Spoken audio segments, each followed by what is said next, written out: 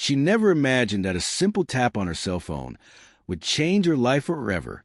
At 3 in the morning, exhausted and heartbroken, Catherine, an overweight nurse and single mother, sent a message begging for help from her ex-husband who had abandoned her. But fate, capricious as always, made a small slip, and the message ended up at the wrong number. Minutes later, a black car stopped in front of her house, and a man got out, an unknown millionaire, with teary eyes and a restless soul. What did he want? And why did that message seem to have touched his heart so deeply? It was the middle of the night, and the silence of the house seemed to scream. Catherine watched her daughter sleeping with a pale face and fragile body, while the hissing of the breathing apparatus sounded like a clock marking the time of hope. She was a nurse, but her salary barely covered the basic bills. Alone, without support, with her heart full of fear and her head spinning from exhaustion, she decided to write a message to her ex-husband. The words came out like typed tears. "Richard, please. Luna got worse. I don't know what to do anymore." It was a simple request, almost a whisper, but loaded with desperation. Her trembling finger pressed send, and, for a moment, Catherine felt as if she had thrown herself into an abyss. Outside, the wind swayed the curtains. The clock struck 3 in the morning, and fate, as it usually does, decided to play with the improbable. The number to which she had sent the message was not Richard's. It was a complete stranger's. And, without realizing it, Catherine had just opened the door to a turn that would change the course of her life. While waiting for a response, Catherine stared at her cell phone, as if it could give her back a miracle. No notification, no sign, just the cold glow of the screen reflecting her deep, dark circles and the accumulated fatigue of someone who no longer knew what rest was.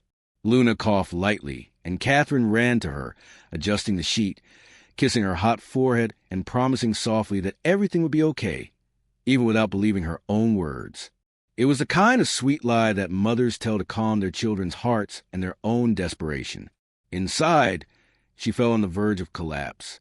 The memories of abandonment still haunted her. The day Richard walked out the door, leaving her with a small daughter and the weight of cruel rejection. No one saw how much she struggled. No one knew about the nights that turned into days inside the hospital. It was one of those touching stories that the world ignores. The silent struggle of a real woman, overweight, tired, but still standing. She sat on the floor, hugged her knees, and let the tears fall, thinking that no one would ever see them. But life sometimes has the gift of surprising us when we least expect it.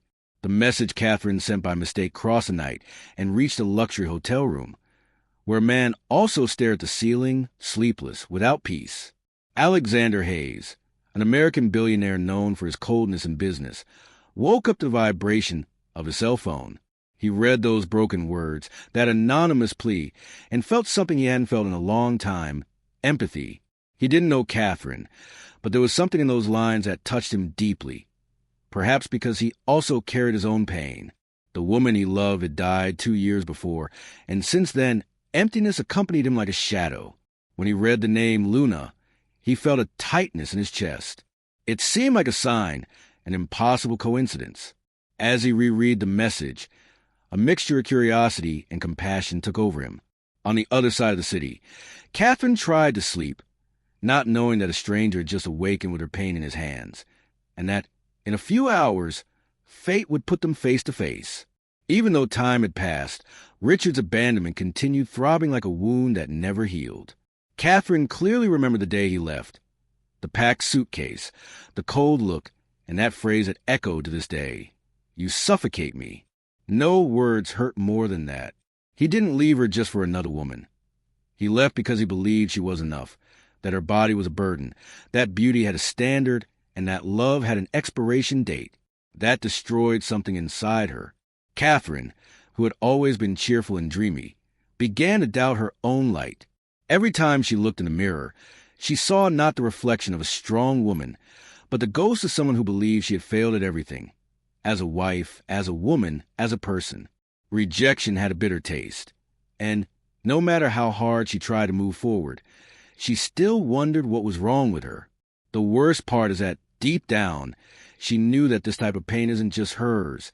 It's the portrait of many real stories of women who gave everything and, even so, were left behind. Catherine tried to convince herself that love was an illusion invented to distract the weak. But deep down, she just wanted to be seen, to be noticed beyond appearance, beyond weight, beyond wounds. She was a woman with a good soul, who cared for others at the hospital with the tenderness of someone who knows the value of life. But no one saw that. The looks always stopped at the surface.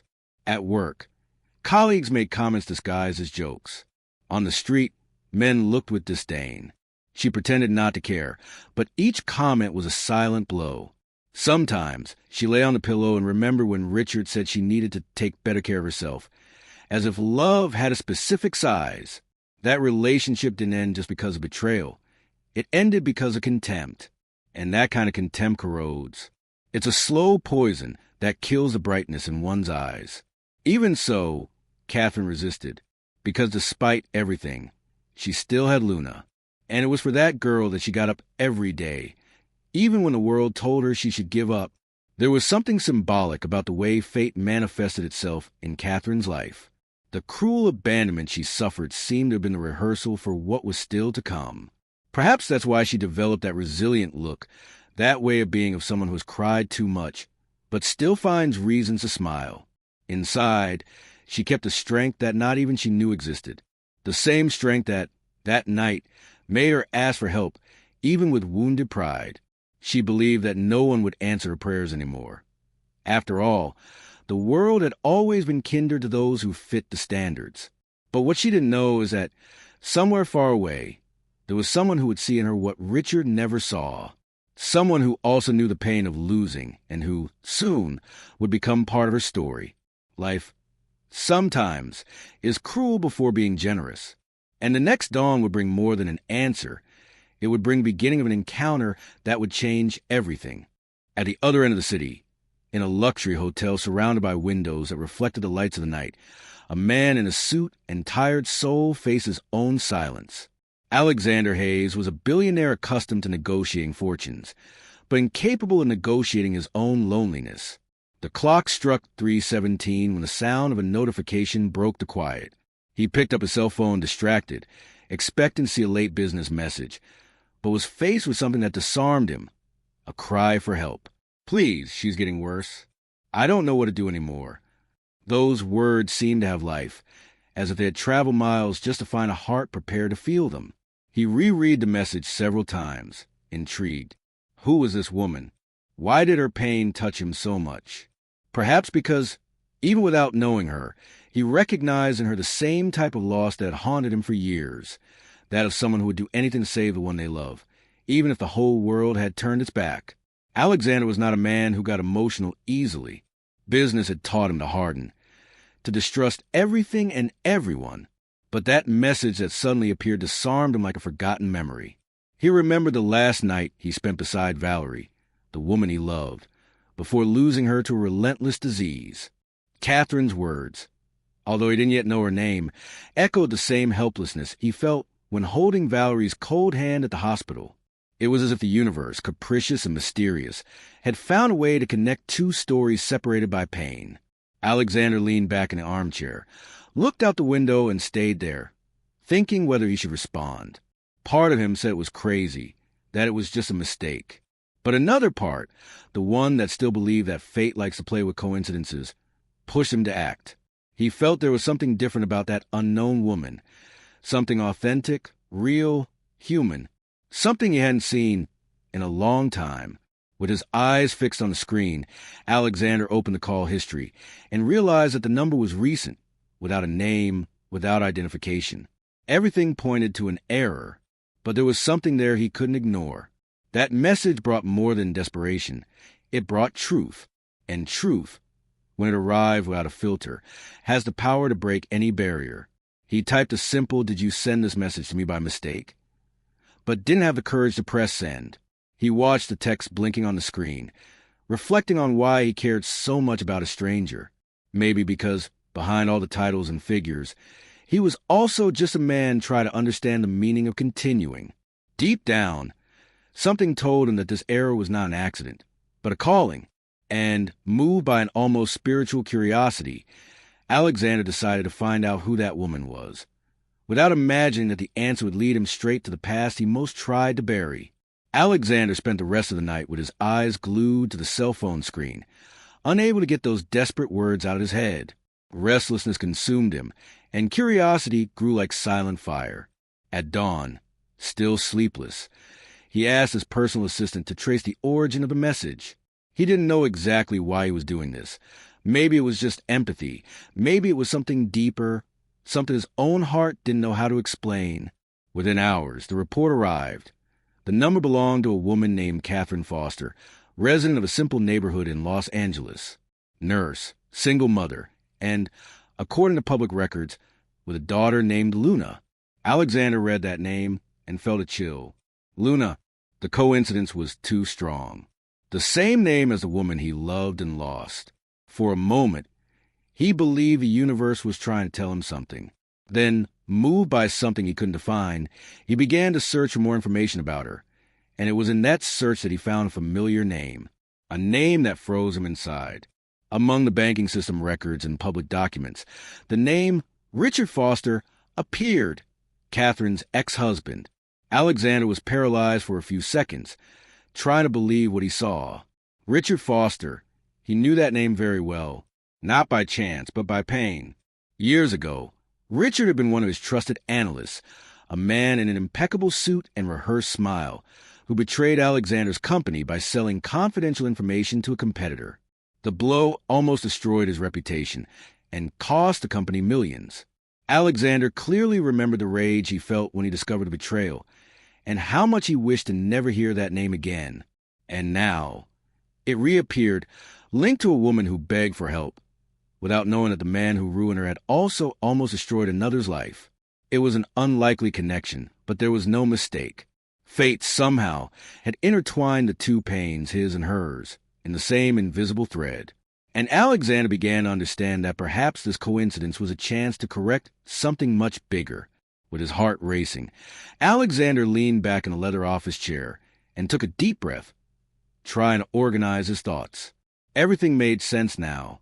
The message Catherine sent by mistake had fallen precisely into the hands of the most unlikely man, the one who had every reason to hate her ex-husband. But instead of hatred, what he felt was a different impulse. To protect. To protect that woman he didn't even know, but whose story seemed like a mirror of his own pain. He realized that her suffering was not just personal. It was a direct consequence of a man who lived destroying what he touched. Richard had ruined his company and, apparently, had also ruined his wife and daughter's life. Alexander closed the laptop, looked out the window and thought, maybe this is what fate wants from me. For the first time in a long time, he felt he had a mission that went beyond business.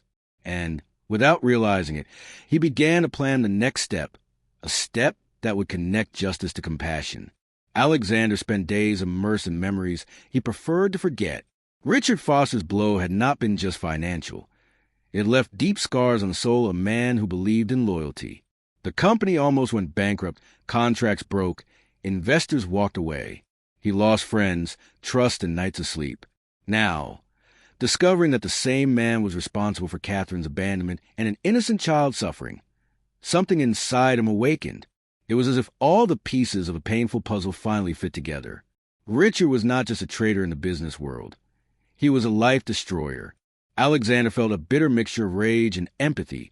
Rage for everything that man caused. Empathy for Catherine, who had paid such a high price for loving the wrong person. It was impressive how real-life stories intertwine when least expected, revealing connections that reason doesn't explain, but a heart understands. Catherine, without imagining anything of what was to come, continued her exhaustive routine between the hospital and home. While Alexander gathered information, she struggled to get her daughter's medicines, with a salary that barely covered the basics. Her body ached, her head throbbed, but she remained firm, because she knew that if she stopped, everything would collapse. Every time she looked at Luna, she felt a mixture of fear and hope. The girl's smile was a spark that kept her heart burning, even on the darkest nights. Catherine believed that no one saw what she was going through, but the truth is that someone was watching her from afar, in silence, with an attentive look and a purpose that was still being shaped. Alexander followed her steps through reports and street security cameras, not out of distrust, but because he wanted to understand who she was. He wanted to see if that woman was as genuine as the words that had touched him, and the more he discovered, the more convinced he became that there was something extraordinary in her simplicity.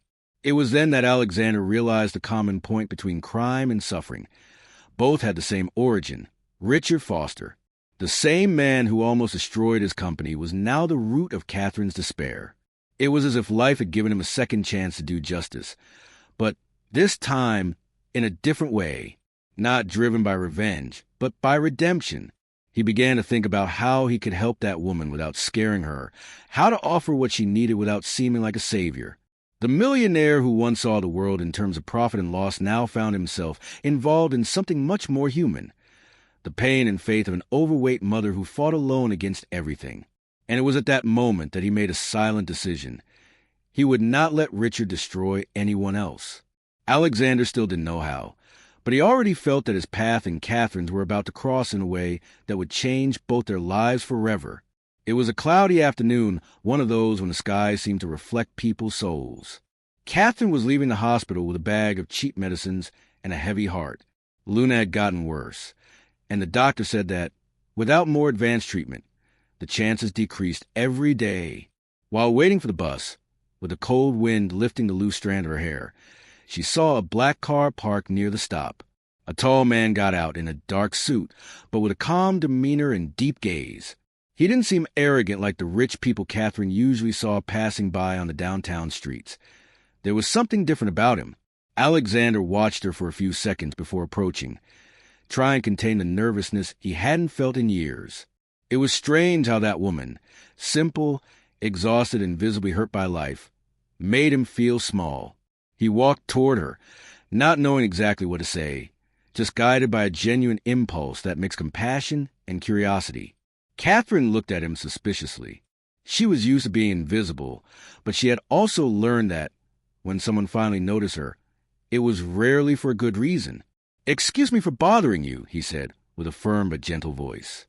"I think you dropped this," he added, handing her a handkerchief that was actually his. It was a silly excuse, but it was the only way Alexander found to start conversation without scaring her. She hesitated, looked at the handkerchief, and then at his eyes, and in that brief instant, something inside her disarmed. There was sincerity in that look. It wasn't pity, it was something different, difficult to explain, a kind of silent, human interest. "Thank you," she murmured, trying to hide the tiredness with a shy smile. He just nodded, without prolonging the scene. He let her get on the bus, watching the vehicle leave while thinking about how fate had chosen the exact moment to unite them. A simple encounter, but loaded with a meaning that neither of them yet understood. That night, Alexander couldn't sleep. Catherine's image kept coming back to his mind. The dejected look, the way she held the bag against her chest, as if protecting the little she still had left. He felt a strange weight, the weight of empathy, something he wasn't used to carrying. For the first time in a long time, he wasn't thinking about numbers, business, or revenge. He was thinking about humanity. He decided he needed to find her again, but without revealing who he was. He wanted to get closer slowly, understand her fears, her strengths, and, perhaps, give her back hope. On the other side of the city, Catherine couldn't sleep either. Something about that man had marked her.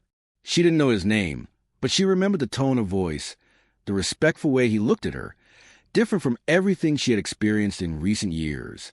It was as if, for a brief moment, someone had seen beyond her tired body and simple clothes. And, for the first time in a long time, she went to sleep feeling that maybe the world still held some kindness. The following days were marked by coincidences that, deep down, weren't so accidental.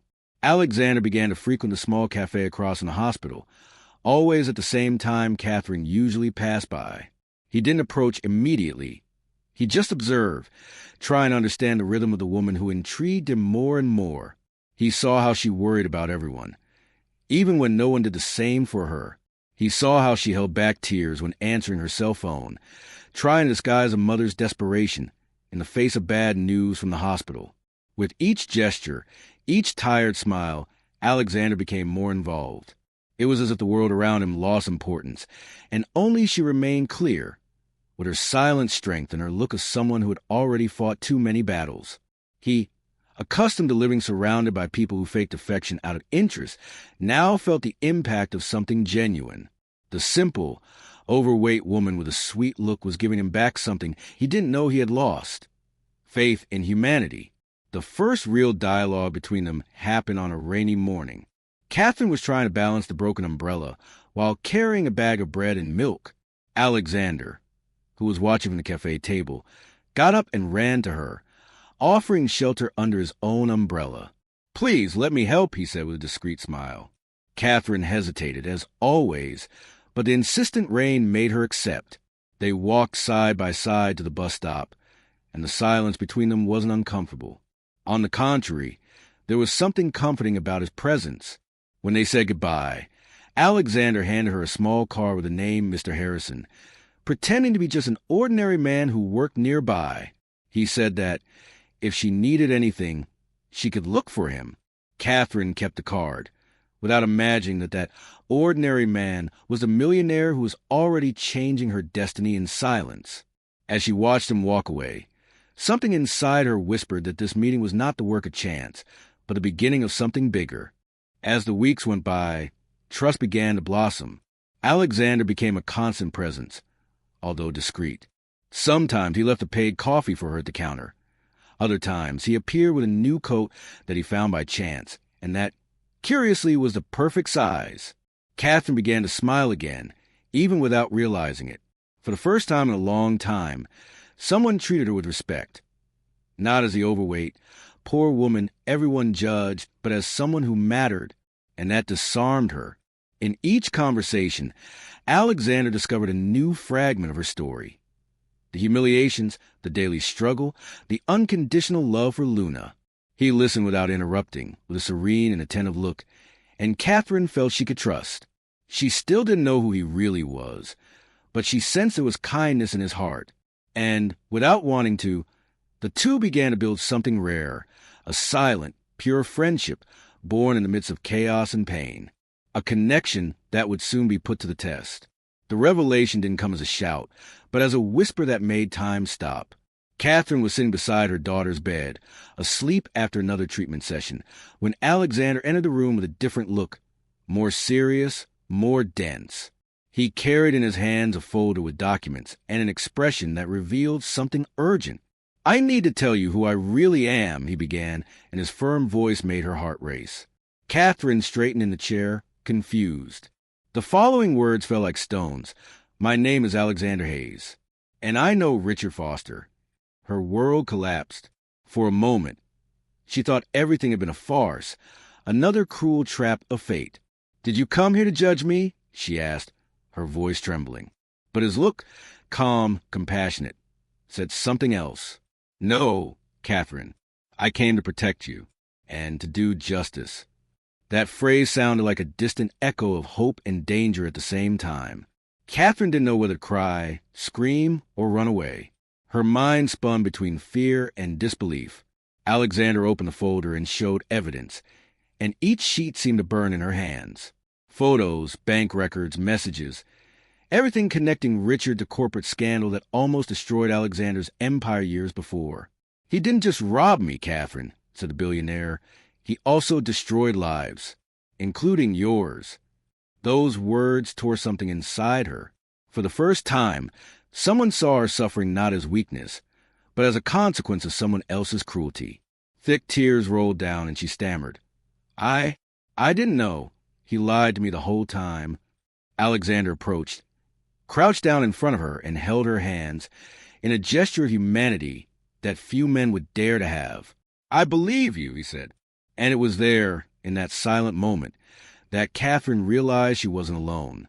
For the first time in years, someone would fight by her side. But trust is a delicate flower, and Catherine still had too many scars to give her heart without hesitation.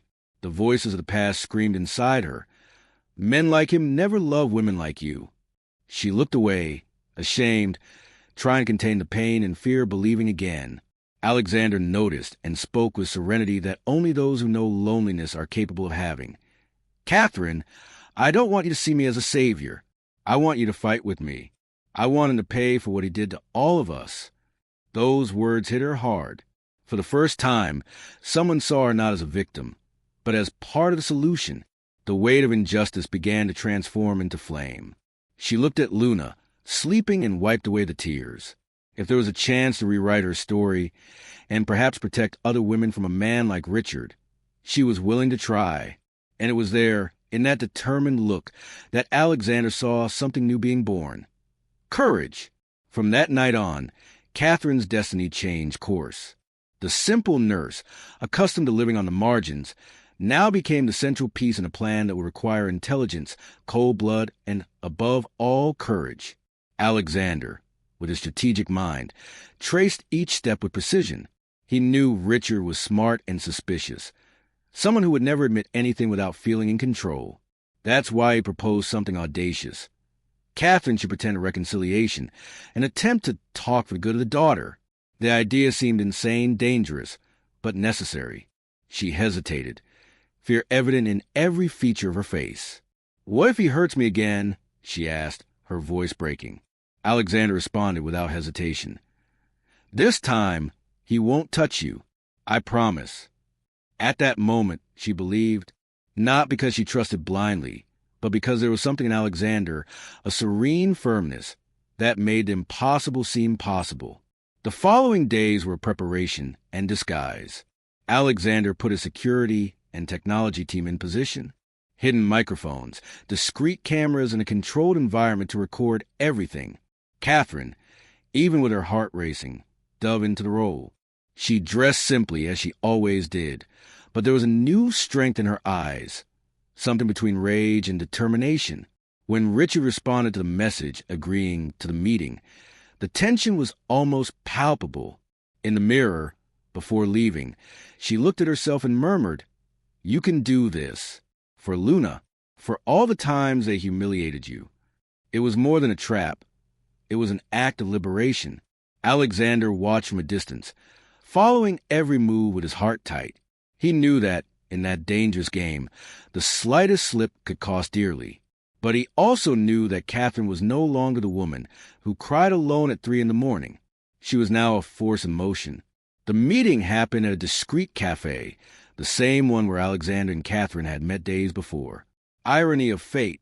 Richard arrived with that arrogant air she knew well, the fake smile of someone who still believes they control everything. Catherine maintained her posture, feigning vulnerability. She talked about the daughter, about regret, about tiredness. He relaxed as expected, and began to brag about the new job, the connections, the luck he always had.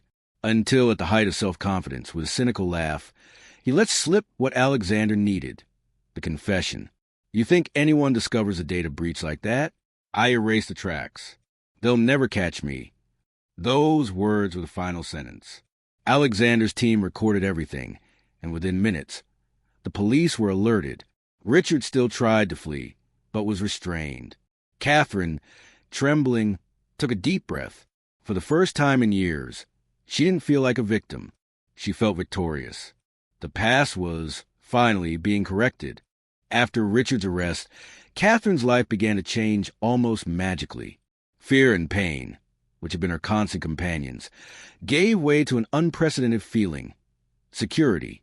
Alexander ensured that Luna received the best medical treatment, without bureaucracy, without judgmental looks. Each smile from the daughter seemed to illuminate the entire simple house where they lived, transforming the exhausting routine into moments of silent gratitude. Catherine, who had always felt invisible for being overweight, realized that the world could see her differently, not just for her body, but for her heart, for her strength, for her loyalty. Alexander was there, constant, firm, but without rushing. It wasn't about wealth or titles, but about genuine attention, care, and respect. For the first time, she felt she could breathe without fear, that her life had value, and that she deserved to be loved for everything she was, not despite anything. As the weeks went by, the friendship between them transformed into something deeper, silent, but impossible to ignore. Alexander was enchanted by every gesture of Catherine. The way she smiled at Luna, how she worried about others at the hospital, how she resisted difficulties with courage and grace. He saw in her not just a woman, but an entire universe of kindness and strength that Richard had never known how to see. And Catherine, for her part, felt a rare trust, something that isn't learned in books or in everyday life. Each meeting, each conversation, each gesture of care increased the bond between them. The millionaire who crossed continents and negotiated fortunes found in Catherine and Luna's simple daily life a wealth that was priceless. It was a type of love born from respect, admiration, and gratitude, a flame that grew without haste, but that illuminated everything around. Finally, on an afternoon with clear skies, Alexander knelt before Catherine, without ostentation, without demands, just with sincerity. He said he wanted to be by her side, not because she needed him, but because he wanted to choose life with her and Luna. Catherine, moved, felt each word penetrate her heart. It was a promise of love, respect, and partnership, something Richard had never offered. She realized that life could be fair, that the suffering had been worth it, because now she was seen, admired, and loved by someone who truly saw her essence. Luna smiled, as if she felt that the world was finally right, and Catherine felt warm tears roll down her face. Not pain, but joy, redemption, and hope. For the first time, she understood that loving and being loved had no relation to standards or appearances, but to humanity, courage, and truth. And there, together, they began a new chapter. Fair, real, touching, and full of possibilities. Catherine's story shows us something many ignore. Life can put us in situations that seem impossible, but each challenge carries an opportunity for transformation. Have you stopped to think how a simple gesture, a request for help, an act of courage, can change everything around you? How many times have you limited yourself out of fear or insecurity, without realizing that someone or something could be about to appear and open a door that seemed impossible? Catherine fought alone, faced humiliations, but didn't give up. And it was precisely that strength that caught the attention of someone capable of bringing justice, redemption, and even love. Now reflect. Have you been letting opportunities arise pass by, even if they're disguised as mistakes or challenges? Are you ready to stand up and act, even when it seems difficult? Stories like hers teach us that life is made of choices, courage, and persistence. That each difficulty is a chance to show your strength and create something new. So I ask you, what are you waiting for to act? Who can you impact with courage today? How many doors can open if you take the first step, even if afraid? Don't wait for chance. Be the protagonist of your own story. And if you want to keep learning about courage, justice, and real stories that transform lives, subscribe to the channel and turn on notifications. Because stories like Catherine's show that miracles can happen when we least expect them, but only for those who have the courage to truly live.